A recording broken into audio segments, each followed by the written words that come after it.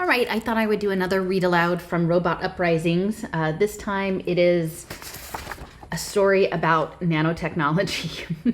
And so I've been doing a lot of, looking into Legos and nanotechnology and sort of remote robotic operations and gaming. And so this book, it's actually, I think, from 2014 or so. It's not a new book.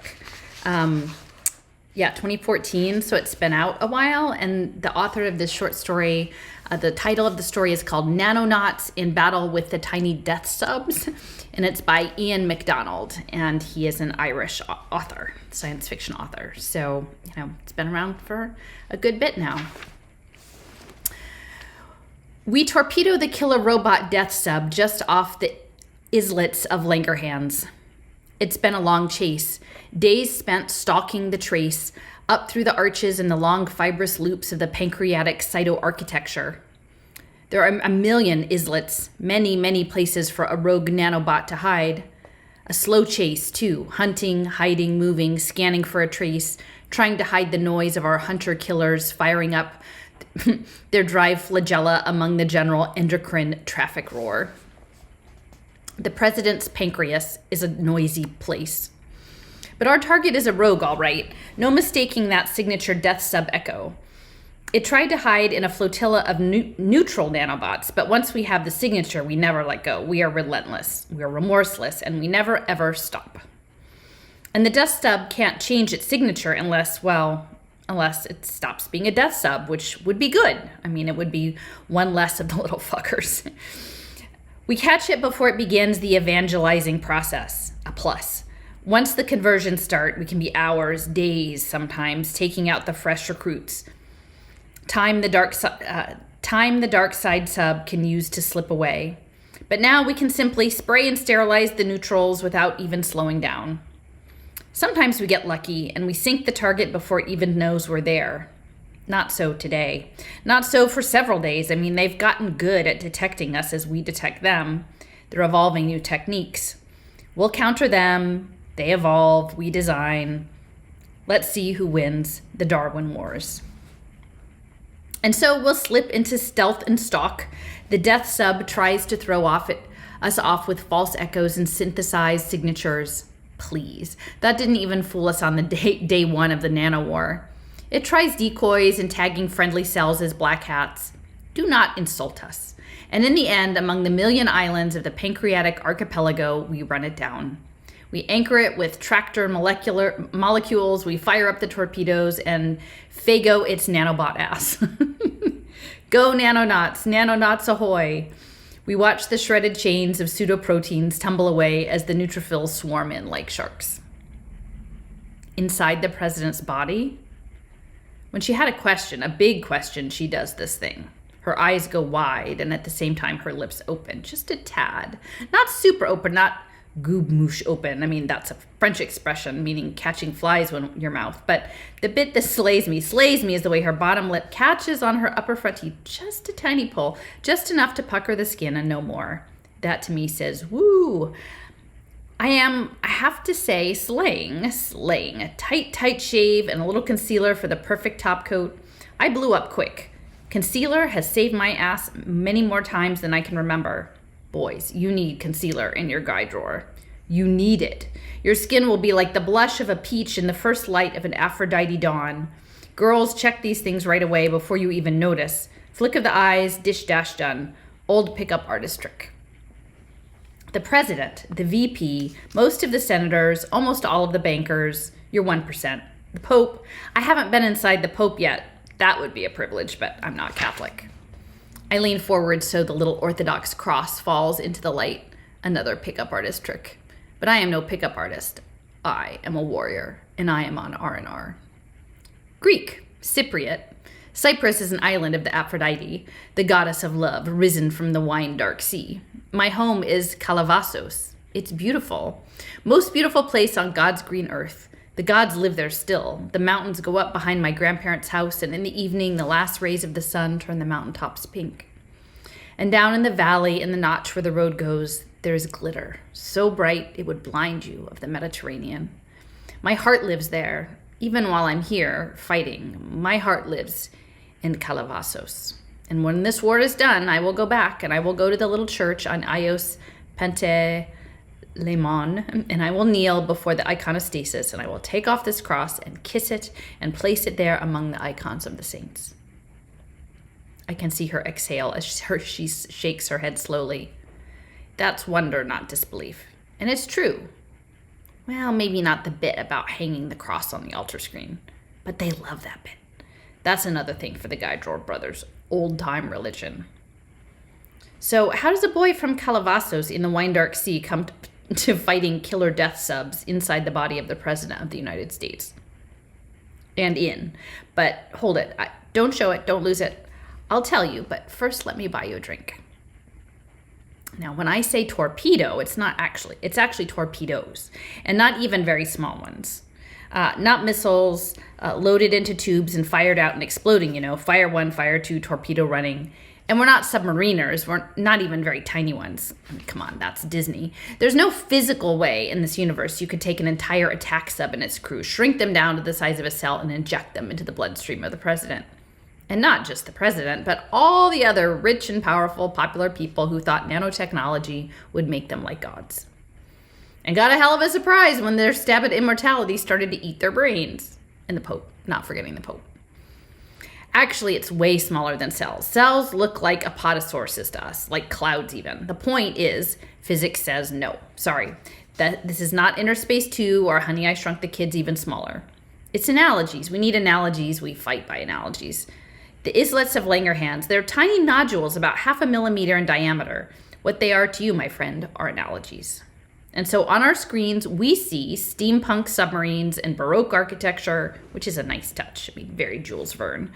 Captain Nemoing through someone's body, and they look great. Those animation guys did a hell of a job. That brass and the gears, it looks good when you fuck it to pieces, but in reality, the reality is fuzz.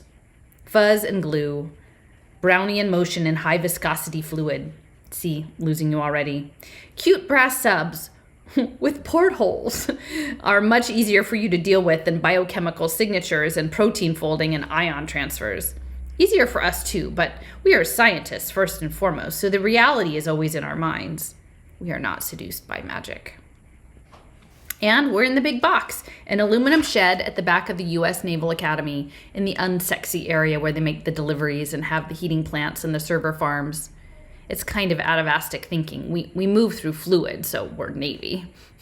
And that gives us our name, Nanonauts. Nanonauts ahoy! You go, you bloodstream battlers fighting against the evil death subs. Crush the nanorobot rebels. Keep safe our souls and defend our hearts. Go Nanonauts ahoy! They paid someone to write that and stick a tune around it. It doesn't even scan. I mean, I'm going into the nanowar muttering the lyrics from a Muse B-side. Biochemistry? A strange war it is, but a good one, where biochemists are the special forces. I've always liked those movies where the dull guys get to be the heroes, the interior designer is the superhero, the accountant turns into avenging killing machine. They're not nerds. They've got that kind of grungy hip thing going on, but they're dull. Biochemistry is not a shiny subject. We don't make the world go round. We do make money. That made my father very happy. My son is a biochemist, first boy from Calabasas. He had no idea what it meant. He has less of an idea of what being a nanonaut means, but it keeps him in coffee down at the left terrace. This girl Rebecca has this cute thing she does. She twists her glass on the mat. It says, I'm interested, but not too interested. Well, we call the bad guys death subs, and the good guys nanonauts. But the kind of scale we're fighting at, everything is more like biology, living things. I know about biology. Whoa, false step there. Rebecca, I think it's a good thing, a very good thing when people straddle the divide between humanities and sciences. They need each other. Without both, we are not rounded human beings. I established in the opening gambit that she's a political science major. Everyone in this town is, apart from the nanonauts. I go on.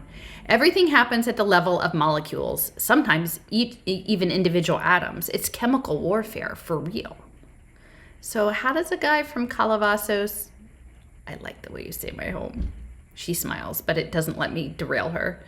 How does a guy from Calabasas come to be battling nanobots inside the body of the President of the United States? Well, I did my doctorate at MIT and they headhunted me. It's kind of an elite force. That first winter down in DC when they were training the Nanonaut teams, it was so cold and I kept 5 different lip balms in my guy drawer. Chap lips are not a good look. And I moisturize twice daily. Cold air dries the skin out. And I used my hair nourishing product. Rebecca should get some. She has a split end problem, which I can see is not solved by cutting it yourself. Folks assume that because you're a scientist, you don't care about things like grooming. And this is a false notion based on a vile stereotype. It's not just a US war. It's an everywhere war. Her eyes go wide. Her drink is empty. I didn't even notice her finishing it. I'll tell you, I say. It's like classified, but then it's not as if they keep spies in the bottom of your glass, which I see is empty. Can I get you another one? She puts her hand over her glass. No, let me get you one. In. Ellis summons us for coffee and a briefing. It's IKEA sofas and swipe screens. The coffee is, of course, very good. We are scientists. Ellis, Garrett, Owain, Twyla. Together, we are the Eagles of the Screaming Death. Quite who this name is supposed to scare, I do not know. Certainly not the nanoscale bloodstream robots. Most likely, the other squads are scattered around the big box in their battle pods, which again sounds more impressive than it is. Screens, sofas, laptops, and water coolers. Ellis wears good brands, even when leading the Eagles of the Screaming Death on patrol. She's from Rio. New York girls may think they're the thing in sophistication, but they look like homeless occupiers next to Carioca's. Ellis battles the evil nanobots in Christian Louboutin. I can spot those red souls from the far end of the shed. Ellis has intel. Owain opens the Tupperware of baked goods he's made. He's been practicing his brioche over the weekend. He wants to be a bakemeister. It's good. Light, not too sweet. We tear off hunks with our hands and eat it with our good coffee while Ellis tells us what biochemical analysis he has found. In a sense, the real battle is fought between the nanobots and biochem. The death subs evolve a new tactic. We develop a countermeasure, back and forth. We're just the delivery system. Ellis tells us that biochem ran an analysis of the exocytotic debris after the islets of Langerhans fight. Our drones are equipped with receptors and ligand guns. Biochem has identified and decrypted a new chemical messenger. It will allow us to identify the enemy absolutely and infallibly, but we must use it with caution. We must use it to strike a killing blow to the death subs before they can evolve into a new messenger protein. And biochem has a little sting in the tail. The messenger chemical also contains instructions. They're simple and clear. A clear call to muster in the hypothalamus. The final assault on the president's brain is massing. No time to lose. The president's brain is under attack. Ellis can run in those Christian Louboutins. I jump in my seat, log in, and watch the screens fill with data. And then I pull the 3D goggles down, and I'm back in the Jules Verne-iness of brass subs and Baroque buttresses. The credit crisis was caused by nanobots in the brains of Wall Street bankers. And London and Frankfurt and Tokyo bankers, but Wall Street the most. I mean, it's true if you think about it. Auction, rate securities, and credit default swaps are weapons of mass financial destruction. These vodka martinis are really, really good.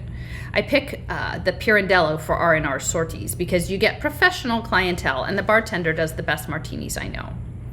When it comes to cocktails, stick to the classics. Nothing that sounds like you were young or trying too hard. Certainly nothing that sounds like sex.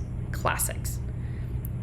James Bond is wrong. Shake it and you kill the cocktail. Do not succuss. Just a stir and a nanoscale application of Martini and Rossi. Homeopathic levels of Martini. We've had the tech a lot longer than people think. I lean back and take a sip from my drink. A lot longer.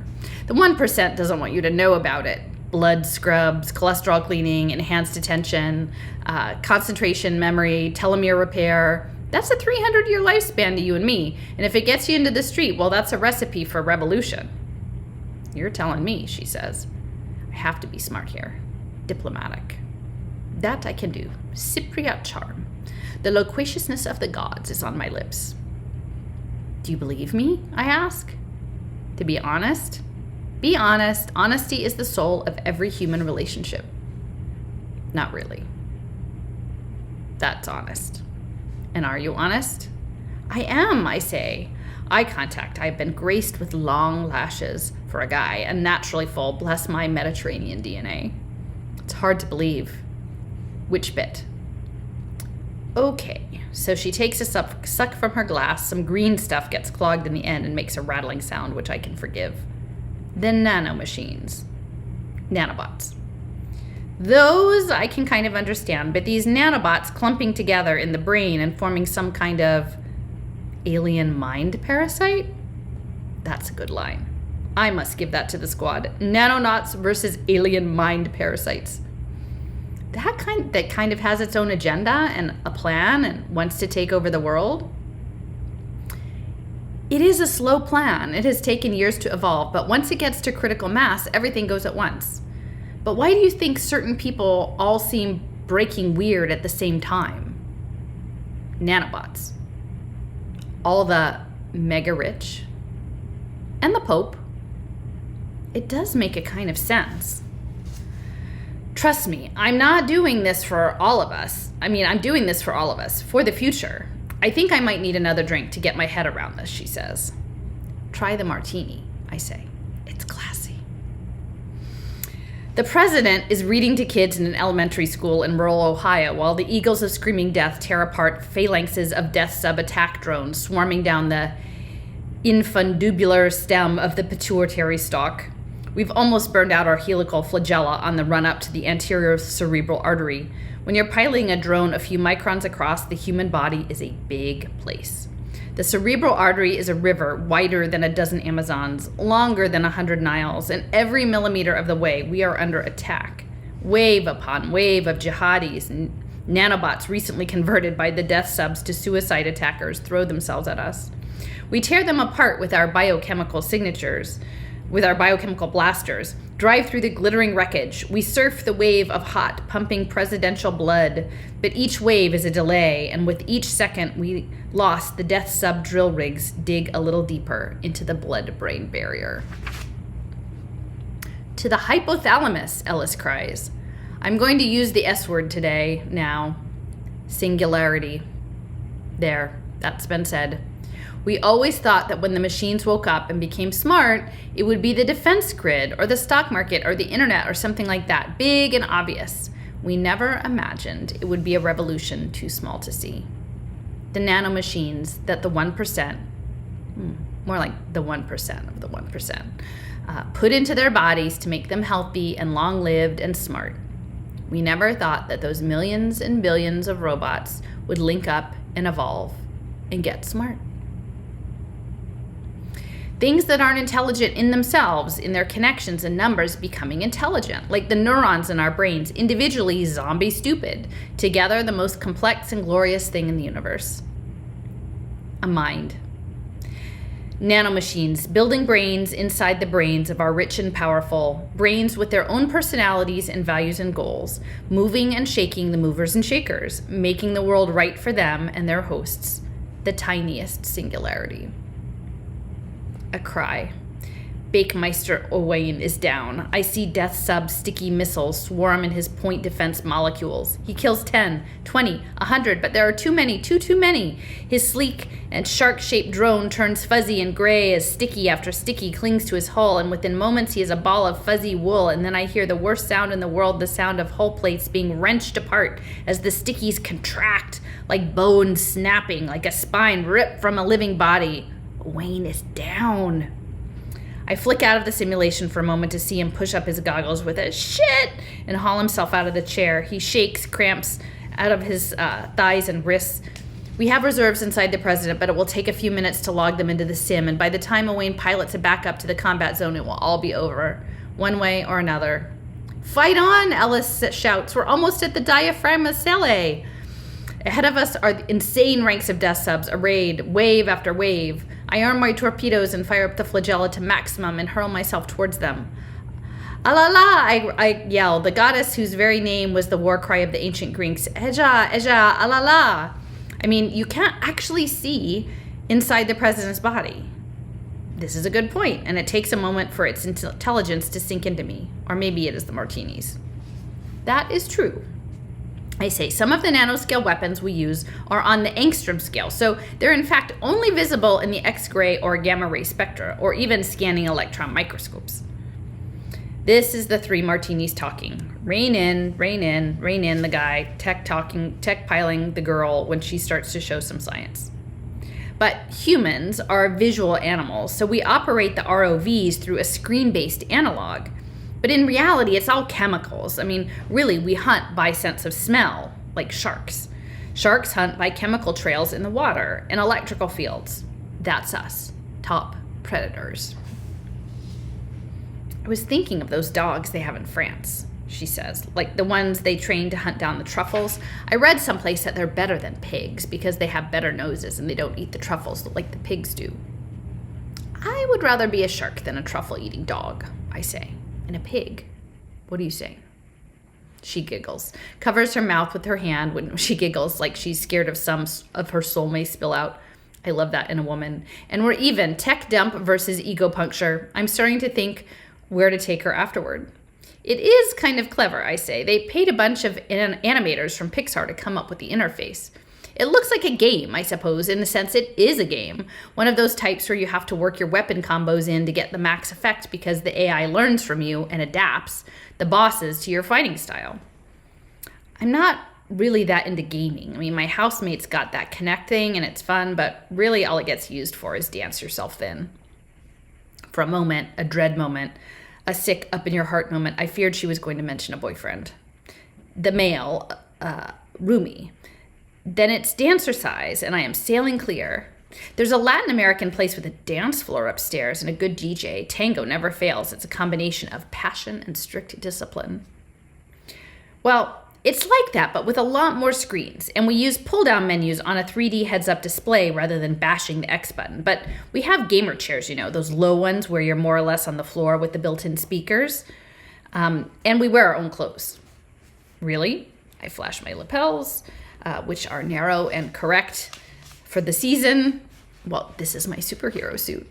The thing is, it's really not like a war at all. I mean, a war means someone shoots back. I mean, they take out our drones, but they're only nano drones, so no one shoots back at us. We just sit there in our chairs in our really good clothes and shoot things, so it's kind of like a game or comics, and no one really gets hurt.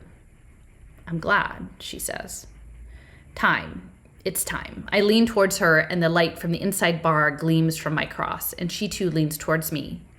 Do you like Argentinian food? I ask. I don't think I've ever had it, she says. It is the food of passion, I say, red and raw and flamboyant. Are you asking me on a date? We could go there. I know a place not far from here. Okay, she says. I think I will. Yes, let's give the spirit of old Buenos Aires a first try. But first, I owe you another drink. I press the buttons, and the biochemical rockets streak out ahead of me. Blam! I dive through the hole in the curtain of death subs, and before me, below me, are the endothelial cell walls and the rigs driving their way through molecule by molecule. And once they're into the cerebral spinal fluid, the death subs can scatter through the hypothalamus's many nuclei. Total control of the endocrine and autonomic nervous systems. We'll never be able to flush them out of the deep, dark neural jungle. I line up the first pair of drill rigs in my sights. Missiles away. Wham! They explode in slow-mo, sending plates and girders and gantry work fountaining upward. And the next two. Bam! Proximity detectors shriek. I roll the drone, and death sub torpedoes streak past me. I was a hair's breadth from death. I drop micromines behind me and listen to the shrieks as the death subs come apart. To my right, Twyla is on a rig-busting run. They look mighty pretty, toppling like trees or factory chimneys as she takes them out. Miko, there's one on your tail, Twyla shouts, and I flick the rear camera. The death sub comes out, barreling through the twinkling wreckage. I drop mines. Flick, flick, flick. I can see what every death sub does, but now my mines are gone. Every single one. It's gaining. It's lean and mean. A steampunk shark. Fast, fast, fast.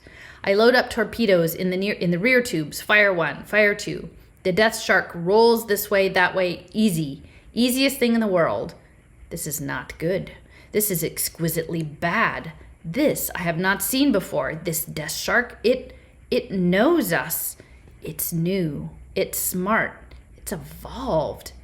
Its evil shark head unfolds a battery of grippers and claws and shredders and impalers. It's like a death crab beetle killing thing. Close in defense as I stab the shotgun button. Eat molecular death, evil shark thing, and it shrugs me off. My blasts don't even take the shine off its skin, and my haptics jolt me with a sudden deceleration. It's got me. A giant hook is stabbed into my rear control surface, and little by little is hauling me in.